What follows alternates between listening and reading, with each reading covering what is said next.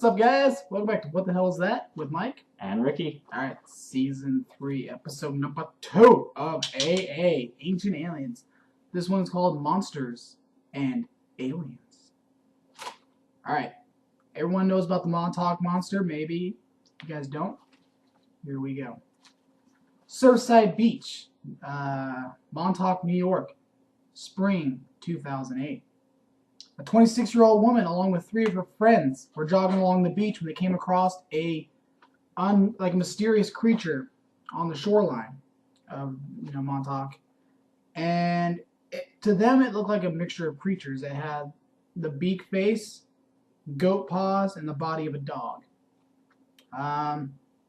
It was a possible hybrid of some sorts from a testing facility, which is funny because the Plum Island Animal Disease Center lab, it was from the Homeland Security. Yeah, it's a U.S. Department of Homeland Security facility. Ran by them.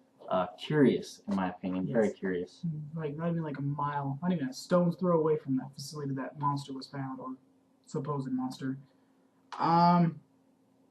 It's funny. The carcass mysteriously was taken from the site. Yeah, a man actually took it and put it in his front yard. I don't know why somebody would do that. They put it in his front yard? Yeah, this guy grabbed it, snatched it up, and took it and put it in his front yard, and then it disappeared from there. Oh, I thought it just disappeared from the beach completely. No. Oh. Yeah. I don't know why somebody would take that and put it in their front yard. I don't know, but luckily the photos remained. So what scientists could do is they made a itty-bitty replica of the animal. Actually, the replica is full size. Was it a full-size replica? It was a full-size replica. Yeah, absolutely sure, because when they were talking about it, from the photos, you could see the fly on the thing. Oh, yeah. And then they made it the same size. I forgot. Because it was actually pretty small. Like, really, really small. God. This Montauk Monster, what they were saying, the narrator anyway was saying, is this the first of mankind's creation? Or is it in a long line of mankind's creation or alien creations of hybrids? No one knows. But Egyptian hieroglyphs, Greek sculptures depict hybrid beings. And some people say, oh, this is a made-up fantasy of people's imagination because we were writing stories and making up stuff, to tell at a campfire. When really, what Giorgio said, our ancestors weren't stupid. That's right. We were not stupid. They just depicted what they saw, and what they were seeing was freaking hybrid beings. Bird head on a human body, alligator body with a lion's head and a goat's tail, and weird shit like that. By the way, it's called Ammit. Ammit, yeah. The Ammit in the Egyptian thing. Yeah, we were confused. It's actually some kind of a demon being, something like that. Yeah, I don't know. I didn't look it up. I just remember hearing it. Alright. For those who don't know what the definition of a griffin is, I wrote it down because they were mentioning it and it was going fast, so I had to pause the tape. Yeah, the show was moving really, really fast this time. Yeah. Okay, the griffin has the body of a lion, head and wings of an eagle. Now, one of the cryptozoologists said that the lion is the king of beasts. The eagle is the king of the birds. Mesh the two together, you get the king of all species. Yep. Ain't that something sweet? I think it's something sweet. Now, and they moved into Charles Darwin, which, for those who don't know what Charles Darwin's theory is, he said all life forms share a common origin. They have evolved over the centuries through a process called natural selection. Move on. Alright. Let's move on. It's your turn. Alright, so here we are in Mohenjo-Daro, Pakistan. Now, there's an ancient city there by the name of, what was the name of it? I don't think they mentioned it. Maybe it is Mohenjo-Daro is the name of the city. Yeah, that's the name of the place, yeah. Yeah. But the name means Mound of the Dead. That's a little curious in my opinion. But in 2600 BC, it was one of the largest urban settlements in the world. The biggest. Okay. Little side note that they said is the homes actually had their own toilets and yeah. And sewers. Running water, yeah. Yeah. In the streets. Crazy, and that's pretty good for 2600 BC. Coming out of the dinosaur age. Or the Neanderthal age, yeah. whatever it is. So basically what they were doing there is they found what they thought was a nuclear explosion site at this place, in this town, which is about 4,000 years ago. Said skeletons had 50 times the radioactivity of normal skeletons of that time period or whatever. You know, something was going on. Yeah, the bricks and the walls were vitrified, and if you don't know what that means they became glassified. They heated up so much that some high temperatures or whatever that they turned to glass. They were real smooth and shiny. So. Yeah. Let's see, what else did I get in there? Yeah, what else did you get on that one? Some people say that the ancient deities came from radiation exposure. Hence, Garuda. Now, Garuda, according to the Mahabharata, or whatever you want to call it, that book, Mahabharata, I'm not going to stutter on it. According to them, it's a massive bird-like creature, red face, red eyes. Giorgio said it sounds like a ship, because it has metal wings instead of feathers. It eats snakes to survive, and he said that modern airplanes today use those gas lines who look like snakes to travel off. And Eric von Daniken said that this bird was said to leave Earth, go past Mars, and back. Yeah, it said it could travel the entire space or whatever, go around the world to the moon and back and wherever it wanted to go. Mm-hmm. It was just, I was like, wow. And the statue that Giorgio had, he said, with the top of it, it looked like wings. It could have well been wings, but it looked like flames, like thrusters. It was just so strange to see that and get that opinion from Giorgio. Now, also in the Mahabharata, in the Drona Parva part of it, I'm not real familiar with it, but I looked this up a little bit. They describe a weapon called Agneya. I think that's the pronunciation. Yes. And which is a shiny rocket whose heat burned the world like a fever. Then cold winds, cardinal points became clear and lightful. And then Garuda followed after that. And that's what happened at this Mohenjo-Daro. Yeah, there's so many things that has gone on at Mohenjo-Daro. Curious. At that place, they said that it was like a radiation fallout. Like they were exposed to it. Like their hair was coming out. Their nails were falling off, and they created boils on their face and arms. Look it up for yourself. See what you think about it. You know. YouTube it. Mohenjo-Daro, southern Pakistan. Google works too. It all works out. It's all there. I even Googled some of the stuff to get more information out of it, but it's just kicking sand. It's all it is. You can't really find much. Yeah. So, we transition into Wu Shang, China. In the 4th century, Shang Ku reported what he called dragon bones. They were possible pterosaur bones. They're big and it flew, but there's no wings because one of the paleontologists said they would have been lost to the fossil record. I don't know how that is, but just what he said. But to them, it looked more alien-like, you know. And they switched out of there. They didn't cover any more after that. Now, in March 2010, a panel, 41 international scientists came together in an agreement that the impact of the asteroid that smashed into Mexico 65 million years ago wiped out the dinosaurs and altered our climate change.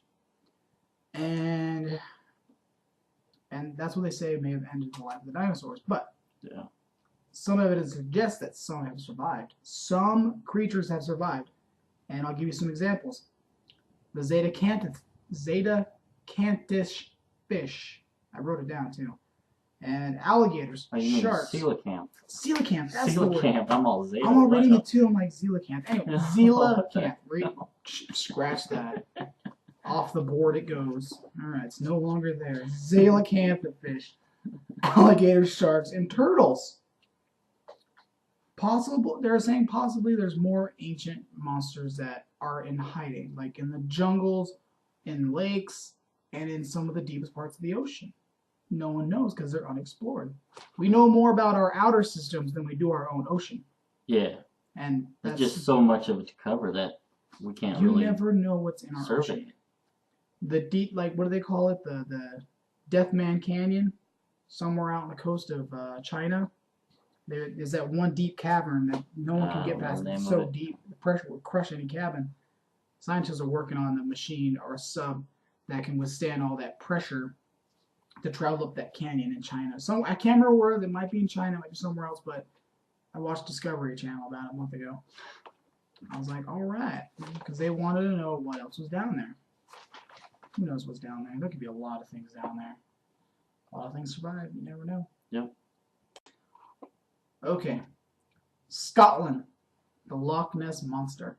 Damn, dude, that's a lot of freaking notes for Scotland. Yeah. You want to see how long these notes are, what he means? Almost a whole page, guys. It's going to go by fast. Do you not have any time? I was up till 3 o'clock in the morning last night writing down notes. I was going pause, play, pause, play, pause, play the whole night. Just so you guys know, for you guys. That's how much I care about you guys. Alright, now, here we go. Sightings of the famous Loch Ness can be traced to the year 565. They didn't say BC or AD, which kind of made me nervous. I'm gonna guess AD on that. I'm gonna have to guess AD too, yeah. Which I was gonna put BC. I'm like, didn't say, so leave it blank. To the Irish monk, Saint Columba. Okay, now he was a powerful leader who founded both monasteries in Scotland and Ireland. Okay, in his journal, he wrote of an encounter of these men burying one of their friends by the loch shore. And when he got there, they said that they're burying him because he was attacked by the sea beast. Yeah.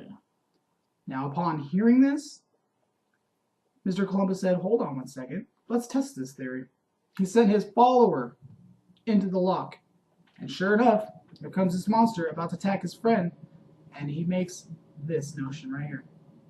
Yeah, he made the sign and he says, you shall not be harming any more man or human being ever again. And gone. Didn't harm anyone after that. Which was, I was like, Did he have the hand of God? Was something going on there? Was it a machine? Who knows? No one really knows. Because you don't know what Loch Ness is. You don't know if it's a creature or if it's just something people are making up, like a boat with the head. Remember that one? Yeah, I remember that. I remember that. Monster Quest showed me that one. That fake picture. That pissed me off. Let's see. Yeah, the thing about Loch Ness is it's so freaking long, so big, like 21 miles. It's 23 miles 23, long. Yeah. 1 mile wide. Yeah. 800 feet deep is the deepest part. Okay, and the waters there are so dark and dense and murky, you can't see like no more than 2 feet. It's crazy. That thing could be hiding a lot of stuff.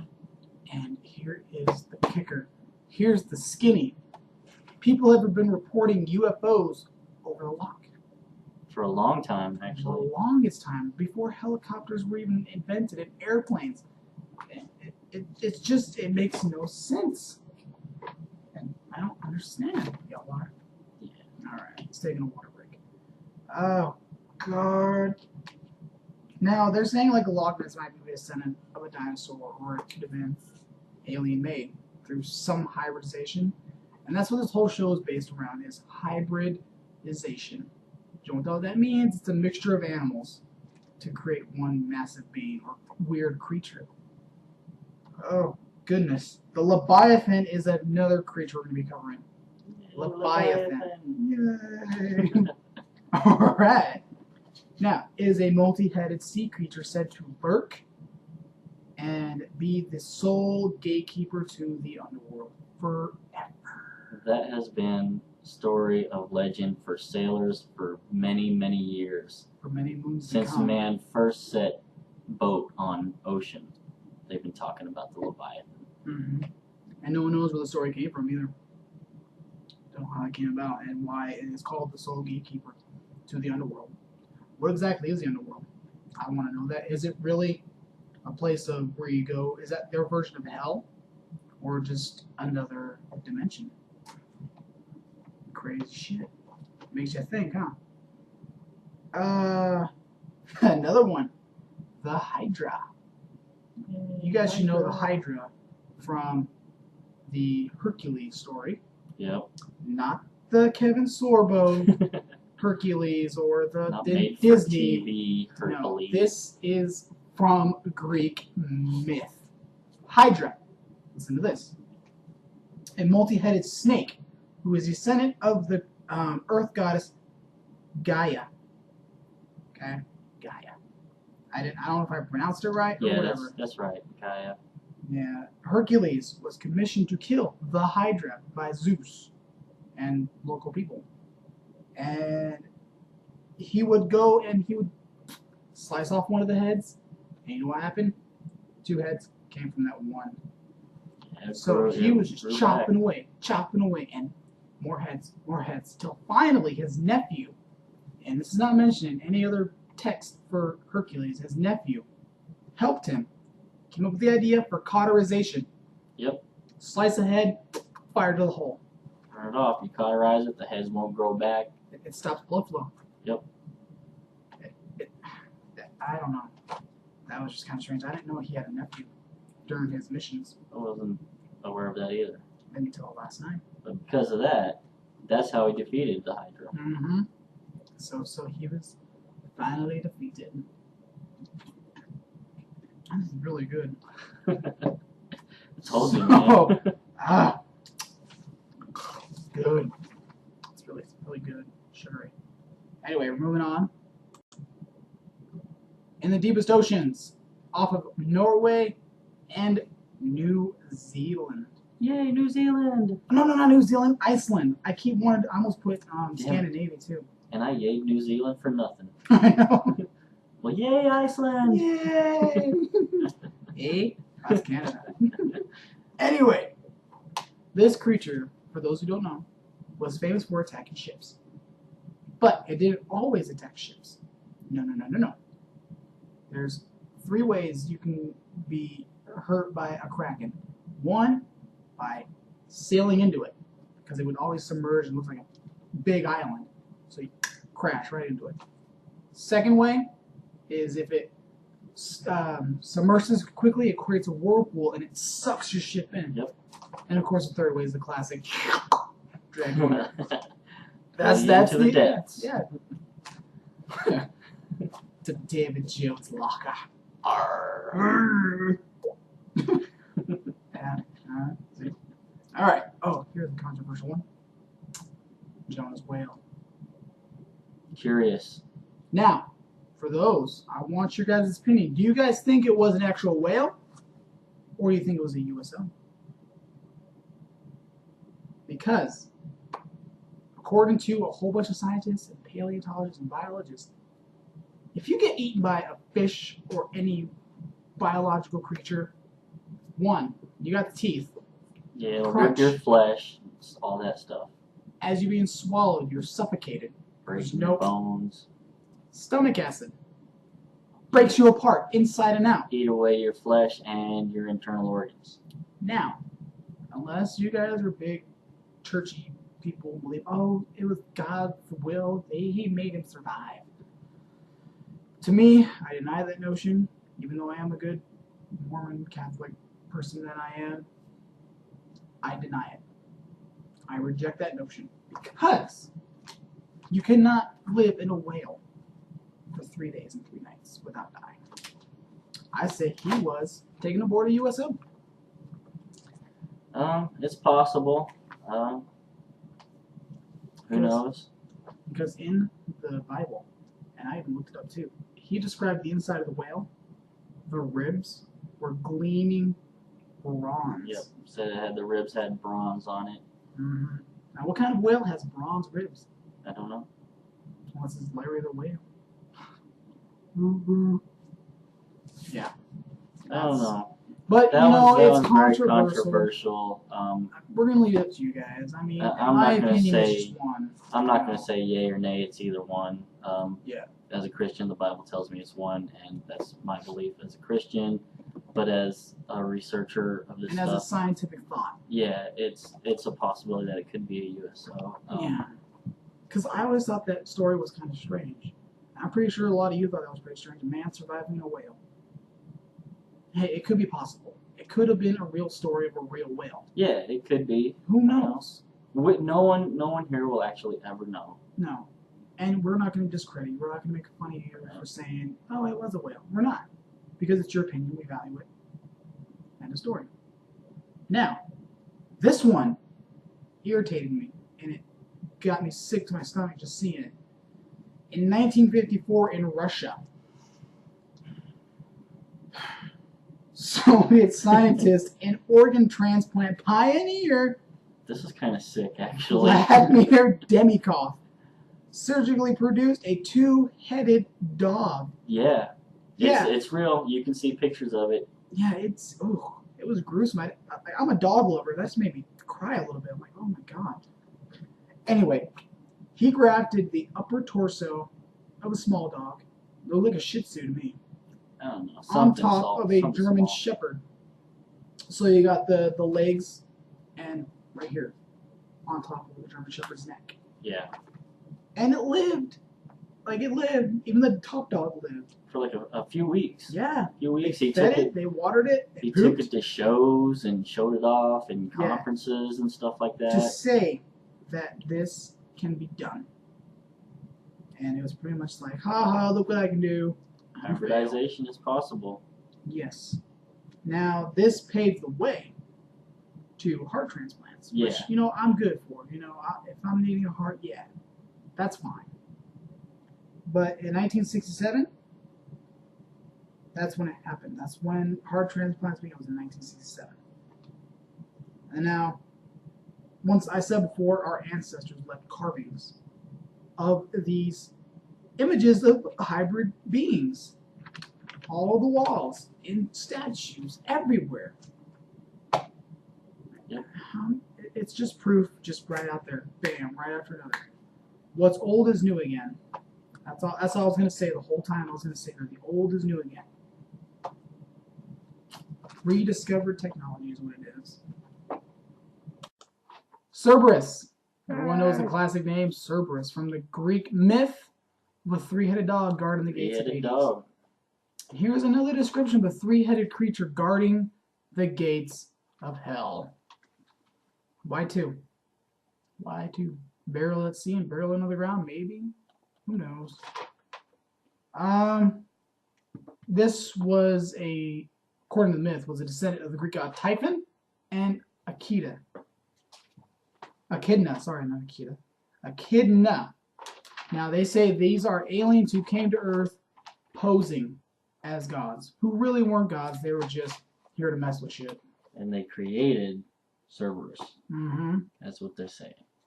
And they said it may have been genetically created by alien technology, along with many other monsters in mythology. The centaur. This is just a definition. There's nothing more onto it about this. It was just a half man and half horse, made for slave labor almost. Like, it had enough human sense, but also had the raw instincts of a horse, is what they said. And they just moved on away from that, which is really strange. Why skip out? The Naga. This is also in Buddhist and in the Mahabharata writings. The Naga was a serpent god. It's half human, half snake. Very powerful, very venomous. Aliens may have created these hybrids. This is just a theory from one of the scientists. They may have created these hybrids as an intimidation factor, saying, really, you don't need to mess with us because look what we can do to your people and your animals. You don't want to F with us. So that's pretty much it. And, you know, they're attention hungry. They're starving for attention, traveling centuries into the galaxy with no one else to talk to but themselves. So they say, hey, look what we can do. And you can't. Pretty much it. I was like, wow, it's kind of mean. Interesting. Not mean, just kind of stupid, like arrogant. Just because you're a highly advanced technology, don't rub it in our face. Because we'll get there. Yeah. And we are getting there. Now, this one was kind of a strange one. Just kind of off the ball. Creepy. Yeah. The Case Western Reserve University for the School of Medicine. In 1970, a group of doctors led by Dr. Robert J. White performed a controversial operation, transplanting the head of one monkey onto another. I don't know if they were the same type of monkey or it was just like an ape and a monkey thing. But the thing lived. Monkeys. Yeah, it lived. It was a monkey. Monkey.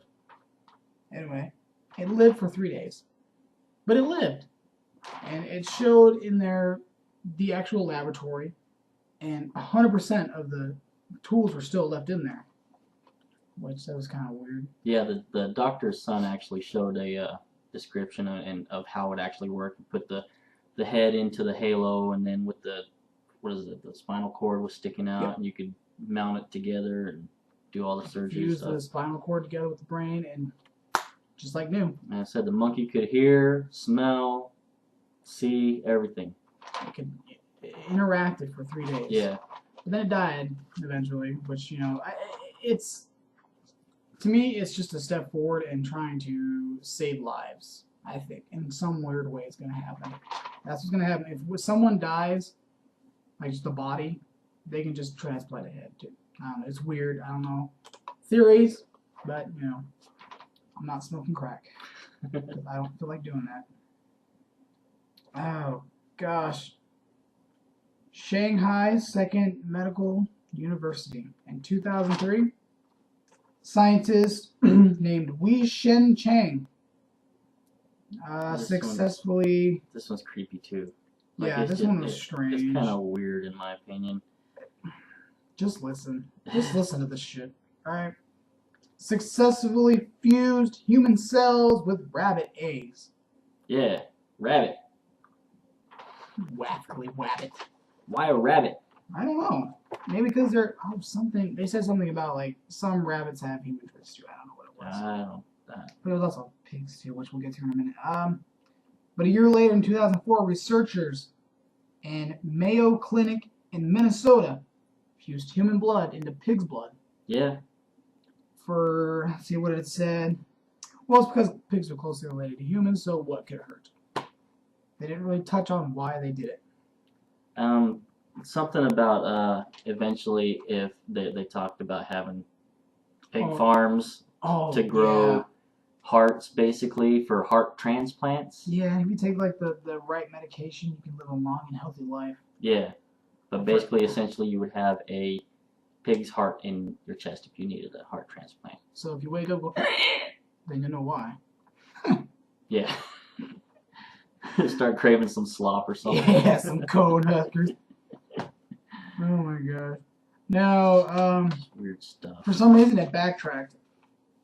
In 1849, a British archaeologist named Austin Henry Leah, who was in what is now known as Iraq, yep. Uncovered Sumerian text that dated to 4000 BC. It described advanced intelligent beings that landed 450,000 years ago. It's a long time ago. Yes, it is. Right during the age of the Neanderthals. The beings turned the Neanderthals, and what are we today? Humans. Homo sapiens. That's right, Homo sapiens. According to the text, is what it said. Now, this could be true, it could be not true. Who knows? But the beings were known as the Anunnaki, which translated means those who from the heavens came. And apparently they're from the planet Nibiru. Yes. Which we all know. Planet of the Giants. That's what everyone's been saying is Nibiru is the planet of the Giants. Giants are killing us back in the day in the Bible, like the story of, oh my god, David and Goliath. Goliath, of course, was a giant. Now see, these people, these aliens, extraterrestrials, whatever you want to call them, came here originally to mine for gold, and they needed people to do the mining for them. So apparently they genetically altered us into workers, basically. Yeah, because we shared somewhat of their, if you want to believe that, brainwave type stuff. So, and it's weird because the reason why they were mining for gold is the same reason why we're having global warming problems today. Advanced technology, it skyrocketed their global warm change, or whatever it was. So gold kind of like reflects and smooths out all the carbon monoxide in the air. And we have an abundance of gold right there in Nazca, Peru. That's where all of our stuff is. What Giorgio said in one of the shows, he said, Nazca is basically the Cliff Notes for planet Earth. You have all the minerals, all the gold, anything you want is in Nazca. Explains the Nazca lines, what they call landing strips, the drawings in the freaking ground that can only be seen from the sky. Snake Mound or Serpent Mound. Serpent Mound is another example. Yeah. That's an energy vortex, yeah. which I'm so willing to see what they come up with for a theory for that. If it is holding water, basically if it holds true to what it says it's going to be, an energy source. But you never know until that day comes, because it said it's going to be reused when the gods return. By what gods? We don't know. And I made an interesting note on my YouTube page. You guys can check it out. It's on roundtablereligion.com. It's a blog site. Get your opinions on it, because I talked about that. So, that's going to be from us. Let us know what your guys' thoughts are on the show. Our show. Any other conspiracy theorists you got, let us know. And also, we have 2 celebrities on our pages of Facebook and YouTube. Pat Uskert. Yes. From UFO Hunters. Which, by the way, we need that show back. Yes. Need it back. And I'll tell you why. Because, according to Bill, on an interview, he said they got too close to something that in Dulce, New Mexico, that it scared the shit out of the population, that hybridization was going on in Dulce. Remember the cow and human mixture thing? They didn't like seeing that. They didn't like hearing about it. So the government decided to say, you need to get them off the air. So I think something's going on. They're getting too close to the truth, and no one wants the truth being disclosed. Well, guess what?